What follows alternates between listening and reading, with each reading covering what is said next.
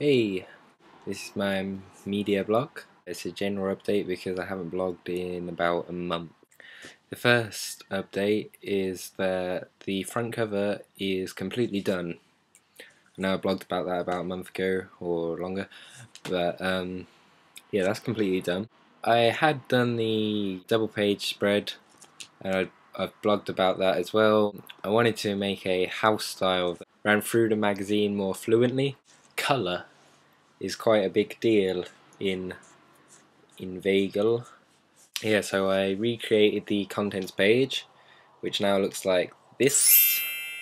As you can see, it's very colourful and stained glass window design for the background, which makes it a bit out there.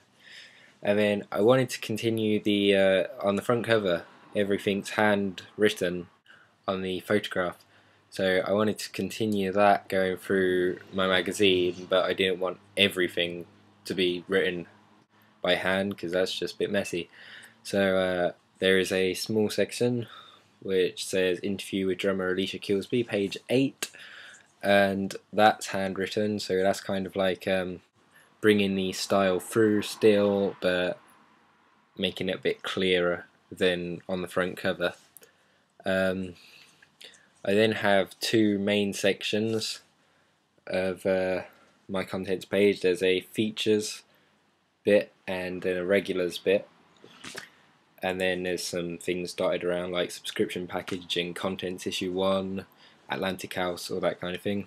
And then there's a clear divide between the middle of the contents page, which makes it all a bit clearer as to what you're looking at. My double page spread really needed redoing quite badly.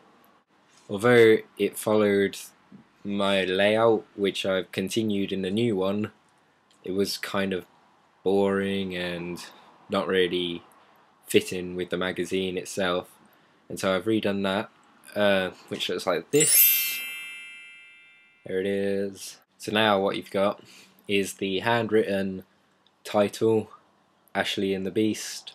That's again continuing the handwritten theme from the front cover.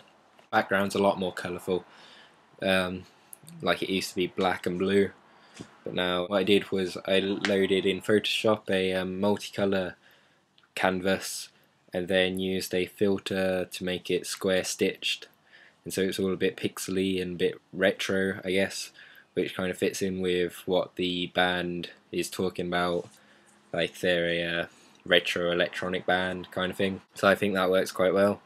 And then also on the actual photograph, I made I put the saturation up a bit to bring the colours through more, which makes it kind of, I don't know, it can only be explained, I guess, as a TV kind of glow that you get from it.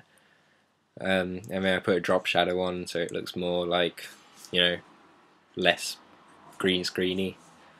And then the actual text is a lot more clearer now because I used to have columns going around. It used to be in the distracting the image and it wasn't very nice, but now it's all outlined and set out a lot more better, and the photograph itself is raised a bit so that the faces aren't like, you don't have text anymore going across Glenn's neck and stuff like that.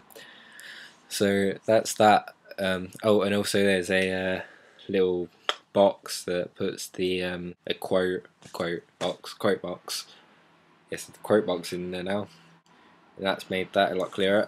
The style, for my contents page, I used Total Guitar magazine. It's April 2011. There's my style model. As you can see, it's got the features, regular and gear. And then I wanted to, although this has got lots of photographs on it, I think too many photographs on the content page is all a bit distracting, and well, whereas this is like a double, mine's just a singular page, just the one cut out is probably enough for it.